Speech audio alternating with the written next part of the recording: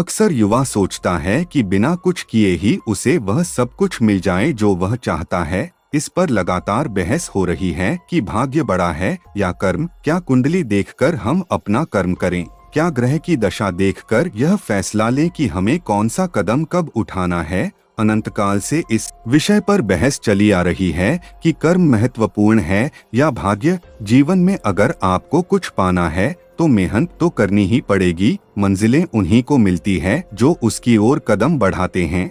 महाभारत में जब अर्जुन ने कुरुक्षेत्र में युद्ध में अपने स्वजनों को अपने सामने खड़ा पाया तो उसका शरीर निस्तेज हो गया, हाथों से धनुष छूट गया, प्राणहीन मनुष्य के समान वह धरती पर गिर गया। तब भगवान श्री कृष्ण ने उसे गीता के कर्म ज्ञान का उपदेश दिया।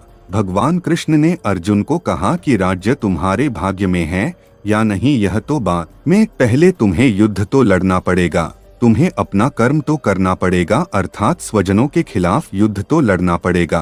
तुलसीदास जी ने भी श्री रामचरितमानस में लिखा है, कर्म प्रधान विश्व करी राखा, अर्थात युग तो कर्म का है। इसका अर्थ यह हुआ कि हम अपना कार्य करें, फल की चिंता बाद में करें। किसान जब खेत में बीज बोता है तो उसे यह नहीं पता होता कि बारिश होगी या नहीं, जमीन में से बीज से अंकुर फूटेगा या नहीं, अगर पौधे आ भी गए तो उस पर फल आएंगे या नहीं।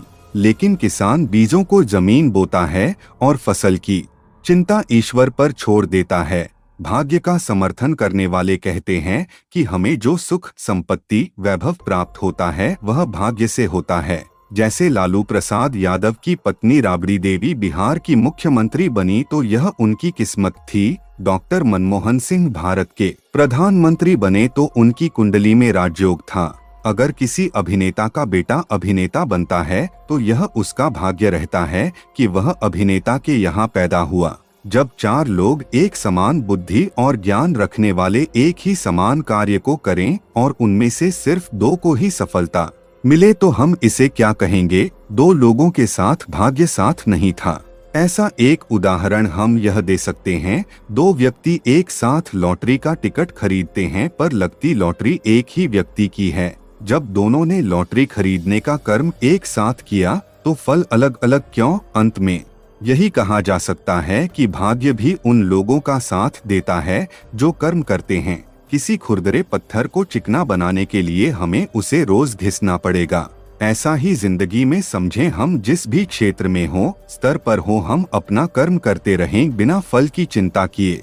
जैसे परीक्षा देने वाले विद्यार्थी परीक्षा देने के बाद उसके परिणाम का इंतजार करते हैं।